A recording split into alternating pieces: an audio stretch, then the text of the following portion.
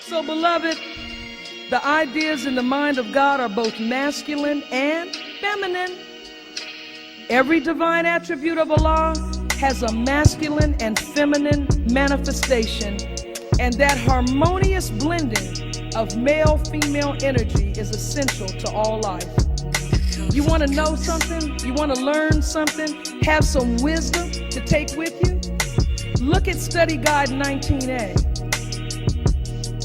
And the study group is open to all of the community, not just the registered believers. Let me tell you what Minister Farrakhan will give you in Study Guide 19A. And don't tell me you can't go out in the world and deal with people with this.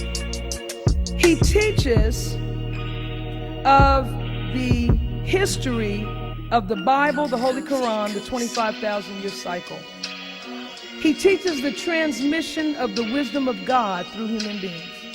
The great trial, the mishandling of knowledge, and the 66 trillion year fast and feast at its end. How and why the knowledge of God became a secret. The self-creation of the originator. The law of life and death and how the Creator escaped his own law. He identifies the most mysterious force in the universe. He explains the difference between the brain of God and the mind of God.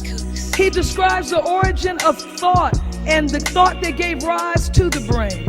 He asked and answered the question, why is Jesus called the Son of God? He explains the name Adam. He teaches the infinite power of the mind of the Creator, and he explains why the universe itself cannot contain the mind of the Creator forever. He explains why we do not bow or make physical images of worship. The awesome declaration of the Honorable Elijah Muhammad that God is a man. He explains the meaning of Messiah and Mahdi. He explains the meaning of everlasting life. He explains the making of devil and why and how the devil was made. He teaches of the secret of God in the woman, the relationship between Revelations 12 and Surah 19, the pivotal role of the woman in closing one world and bringing in another, the meaning of the words virgin shall conceive.